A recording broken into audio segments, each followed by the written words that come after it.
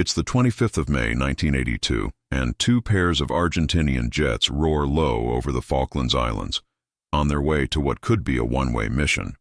They are led by Captain Pablo Carballo, and he and his men are flying old and poorly equipped A-4 Skyhawk jets loaded with bombs.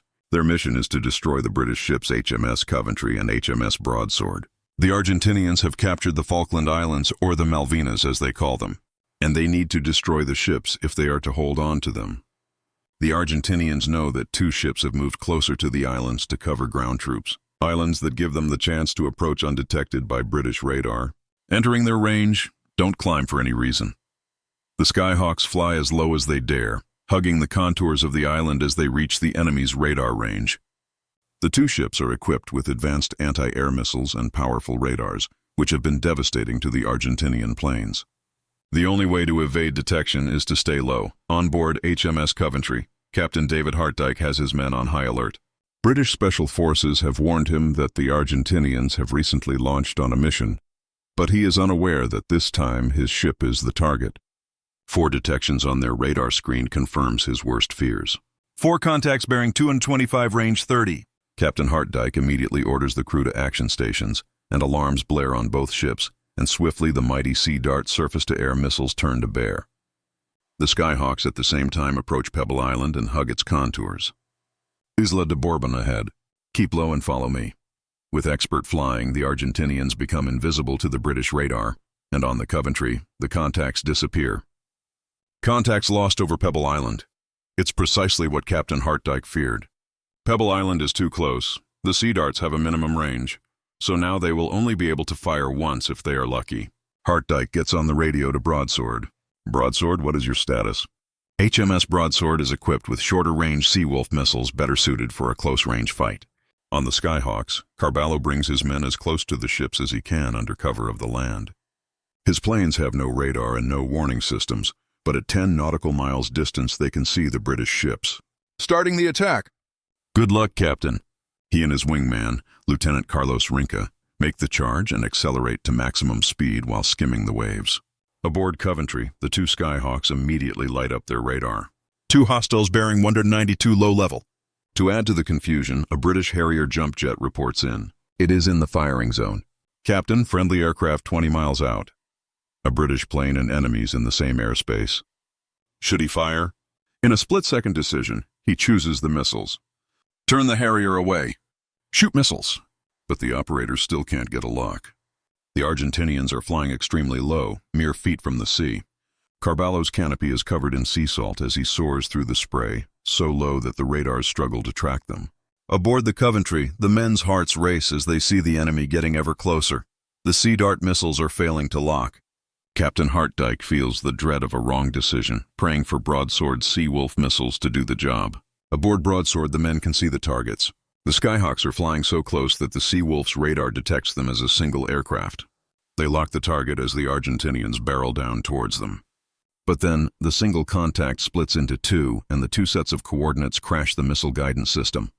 The missiles are not responding. Restart them. There is no time. Lookouts aboard Coventry see the Skyhawks with the naked eye and shout with alarm. In a last-ditch effort, HMS Coventry's deck guns turn to bear and open fire, soon joined by the roar of personal machine guns and rifles, sailors firing from all across the deck. Carballo sees the splashes of the shells striking the sea and the tracers of the British bullets drawing closer, refining their aim. The enemy ship is right there. He can taste victory, but the shells are getting closer. He can feel it. They are not going to make it. Change to the other one. He orders to swap targets, setting his sights on Broadsword. The 2 planes pull to the side and away from Coventry's guns, roaring by her deck as they line up their pass. The 2 Skyhawks pull the triggers and their 1,000-pound bombs are released. They fall down into the sea and splash onto the ocean surface. It redirects them upwards as they bounce, skipping like stones. Broadsword sailors see the 2 massive bombs bounce twice as they head down towards them. One bomb hits the sea and sinks short of the Broadsword, but the other doesn't. It punches straight into the side of Broadsword. It is deflected upwards and it bursts out of the deck. It flies on, tumbling as it falls into the sea without exploding. Carballo is dismayed, but they are not done yet. Coming in behind them is the second flight of First Lieutenant Mariano Angel Velasco and Ensign Jorge Nelson Barrionuevo. They are equipped with less powerful but more reliable 250-kilogram bombs. Aboard the British ship, they now see all 4 contacts on the radar, and Captain Hartdyke orders an immediate turn to starboard to allow the missiles to fire at all contacts. Coventry's missile operators get a lock on Velasco, and the sea darts turn directly towards them. Shoot! There is a bright flash on Coventry's deck, and the missile rockets out in a plume of smoke. Just as it does, Velasco and his wingman fly lower and lower over the water. They disappear from the British radar, and the missile goes straight. The sailors are aghast as the missile loses track and flies away. Velasco sees the missile fly off 500 meters to his right, but his eyes are locked on HMS Coventry as he fast approaches. Broadsword, meanwhile, is restarting the missile systems as the Skyhawks fly in towards them. Sailors nervously stare at blank screens as they are on a race between the Skyhawk and the rebooting computers. Come on. The screens come to life and the sailors get to work. The Skyhawks are detected and appear on the Seawolf radar. The launchers turn and the target is locked. But then, on their screens, they see HMS Coventry sail directly in front of the launcher. God damn it! The Coventry is in the way. In their rush to cover all targets, they have blocked the only missiles that could actually fire.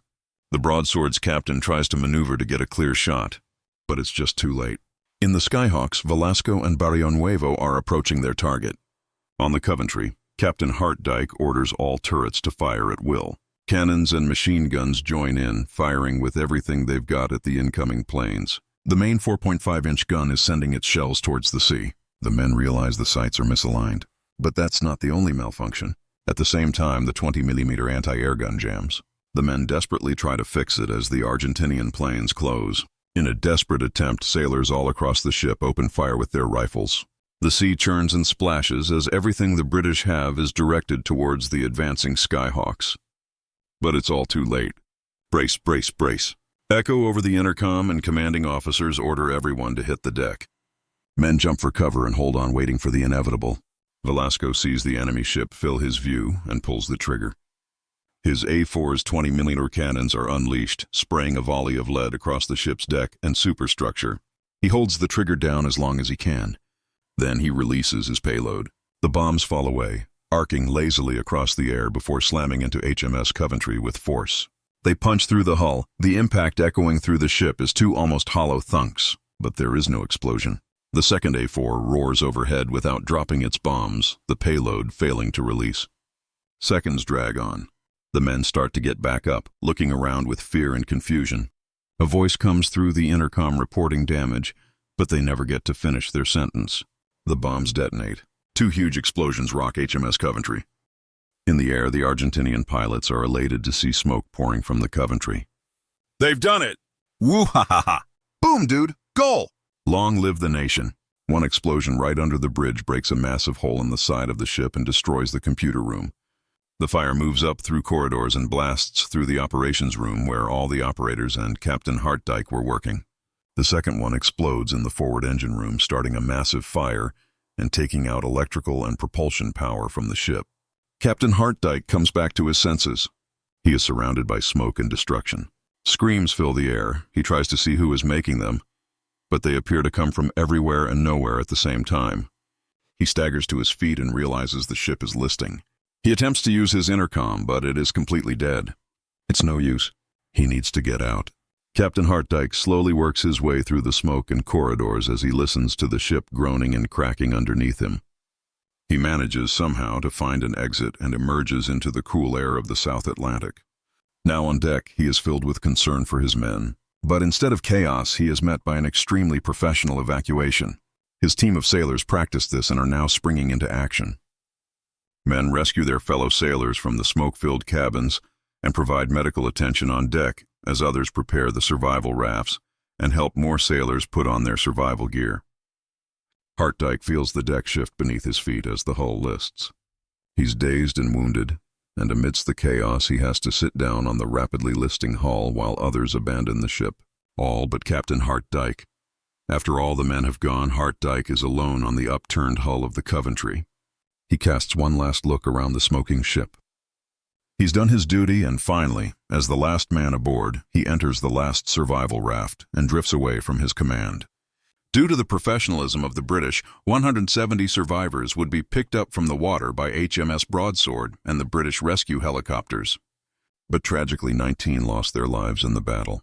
All of the Argentinian pilots make it back to base and land successfully. They had done it, but their victory did not turn the tide of the war.